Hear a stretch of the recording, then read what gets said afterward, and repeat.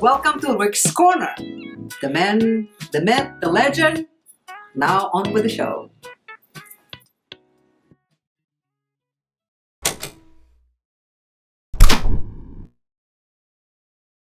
Well, we've started a new week and it's Monday, and I have some stuff to talk to you about, which I think you really enjoy.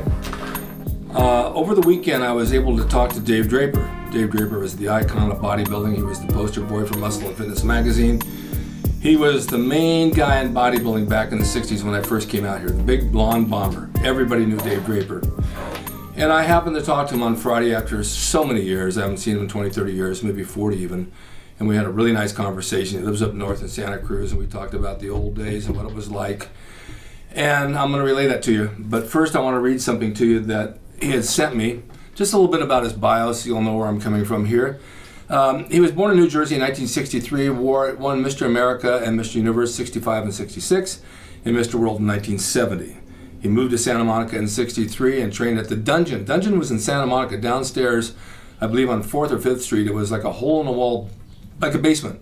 And it was full of rusty pipes and water dripping and brick walls and just what you would think it would be. But you could train hard in there. There was no music, there was no frills, no thrills, complete focus on your training.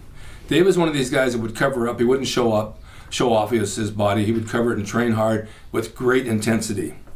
He stayed in the Dungeon about 6 months after he moved out here. Joe Gold offered him a membership, but he didn't take the membership until the Dungeon finally went out of business and closed. And then he went to Gold's, and that's where I met him. Let's see, he's got some books out he wrote. Get Serious, Brother Iron, Sister Steel, Your Body Revival, Iron on My Mind, and Iron in My Hands. Now, I've read his books, and he's very prolific, and he gets a lot said, and there's things that deep in his mind that you would never think of that are just phenomenal. I mean, it's just a great read. You have to read these things to understand him. Very intelligent man. He also contributed to the captions in Dick Tyler's West Coast bodybuilding scene, which was another, it was like an article or stuff where he would interview people, and Dave contributed to that West Coast scene, and it added a great dimension to the great book of Iron Memories. He invented the top squat machine. Actually, it's a piece of equipment that fits on your shoulders, and you hold the bar like this, because holding the bar after a period of years on your squat was really hurting the shoulder joints. It just hurt to hold the bar. So he invented this to make it easier to squat, and it worked really, really well. I remember this piece very, very well. He was the host on David the Gladiator, a weekly sword and sandal program that ran in LA. From 1964 to 65, he acted in Don't Make Waves with Tony Curtis and Claudia Cardinale, which was really a big-time movie. He had minor roles in Lord Love a Duck, Three on a Couch, and Walk Don't Run. But I also remember him on the Johnny Carson a couple of times, Merv Griffin, Beverly Hillbillies, where Grandma came on and said that he had the barbell bloat because his muscles were too big. It's a funny, funny show, and he was great on there as well. And the Monkees, and the 99-Pound Weakling, and Hercules with Red Skelton, and Here Come the Brides. So he did a lot of TV shows. He wasn't crazy about being on TV. He didn't like being in the limelight. To him, it was just a chore, and it wasn't something that he really wanted. He trained because he had the desire to train. It wasn't to show off. It was just to be who he is. He was featured in Hollywood, True Hollywood Stories in 2001. ESPN's American Muscle did a feature on him in 1988. This is something you should probably watch. It was really good.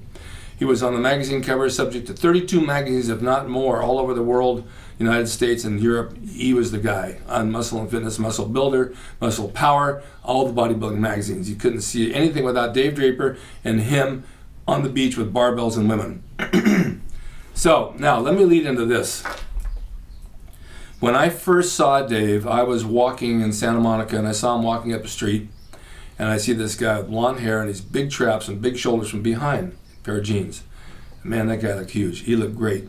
I said, that's the epitome of a bodybuilder. That's who everybody wants to look like. I didn't know that just not too long after that, I'd be training at Joe Gold's gym, and I'd be friends with him, and Arnold and everybody else. Dave would come in the gym. He always had a plaid shirt with the sleeves rolled up, which basically I used to wear in auditions for like beer and cigarette commercials. That was the standard uniform, plaid shirts and jeans, and he wore it. It looked great on him. He had a t-shirt once that he gave me called Peter Longprong because he knew he wouldn't wear it and he knew I would. Dave had a little elephant tail he used to wear around his neck for good luck, and he'd come in the gym barefoot and he would focus. He would focus beyond focus. I saw him doing curls one day with, I don't know what it was, a 135-pound bar, curling up and then standing and doing tricep extensions, superset. It takes a great deal of strength to do that and a great deal of focus. So I worked out with him a couple of times. He said, Rick, don't train the bicep too hard. You'll turn it into a peanut because you can overtrain it. It's a small muscle. You don't want to overtrain it. You just want to stimulate it. Dave was so strong that we had a pier in Santa Monica called the Ocean Park Pier. The pier burnt down, so Dave took advantage of it and he went down and took the wood from the pier to go home and make furniture out of it. He was working in Joe Weider's warehouse on 4th Street. Joe was paying like $100 a week, and it wasn't a lot to live on. He needed supplemental income, so he made furniture. I don't think he was crazy about doing it. He liked to do it for fun, but when it became a job where people said, is it ready, is it ready, is it ready, he didn't want to do it anymore because it was too much pressure. I totally understand that. You don't want pressure. When you're from the bodybuilding world of the 70s and 60s, you've got a laid-back attitude. You lay down at the beach, you do your own thing, and the last thing you want is someone standing over you telling you what you got to do. But he took a lot of pride in his furniture. I remember he built a table and chairs for Zabo, and it looked like something for the Three Bears, out of the wood from the pier. One day, we were going to move it over to Ed Giuliani's house because he wanted it in his house. It was right next door. It took 5 of us guys to lift that table and those chairs and put them in the house. Ed's wife said, what's wrong with you? Dave came over in a pickup and he moved that in the house by himself. That's how strong he was. Big forearms, a lot of veins, and just great hand strength. Aside from being strong and being so massive and being so intimidating with that size, the other side of him was the warmest guy in the world. I never saw Dave get mad. I never saw him raise his voice. He was kind to everyone. He was exceptionally nice to me. I will never forget that. I admired him so much. Such a nice person that it taught me a lot about being humble and about being yourself and just treating people right, because he treated everybody right. He might have been quiet at times, but nonetheless, he was a very, very nice person. So I admire him. I admire what he did to the sport of bodybuilding. He put it on the map. He will never, ever be forgotten in this world because he is the icon, the epitome of the bodybuilder who made it famous. And then Arnold came along, and then he took over and made some more fame, something else and something else. And everybody in their own right has done something for bodybuilding. They have made certain parts of it famous, and they have certain legacies that they leave.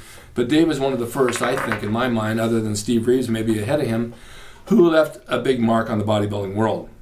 He did a lot. If I were you, I think you should Google him, look him up. He had an amazing 3/4 back pose. His double bicep pose was unbeatable. And the blonde hair and laying on the beach. And everybody, I remember people saying from other places in this world, you know, Dave Draper in Weider's magazine, sitting on the beach with a barbell and 3 women hanging around him eating fruit and running down in the sand. And this is the California lifestyle. And everybody said, that's the lifestyle of a bodybuilder. That's what I want.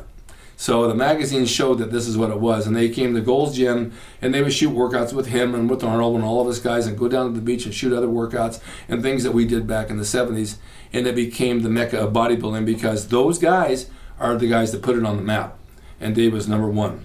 So when I spoke to him the other day, I was really, really emotionally humbled out to be able to talk to him because he doesn't talk to many people, and he doesn't want to do shows like this, but he let me go ahead and talk about him.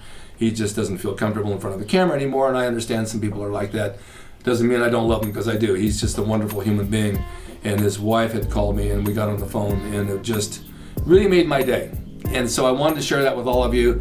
Dave Draper's the number 1 guy in my book, and he always will be, and he will always be a hero and a legend and the best of the best. So I just wanted you guys to know this and enjoy these photos that I put up of Dave. Thank you so much for watching Rick's Corner, and we'll see you all next time. Hey everyone, now you can have the Gold's Gym logo drawn by me, the artist Rick Drasin, personalized and made out to you and signed by me to frame and put on your gym wall or wherever you see fit to do so. It's a piece of bodybuilding history. It will never be duplicated again. It's the largest selling icon t-shirt logo in the world, and I'm the guy that drew it, and I will draw it for you. Just go to my website, rickdrasin.com, and order there. You can pay through PayPal, and it'll be sent out right away. And be sure to watch Rick's Corner for all the videos on bodybuilding, nutrition, fitness, pro wrestling, and anything that suits your interest as far as getting physically fit and being the best you can be from the golden era of bodybuilding.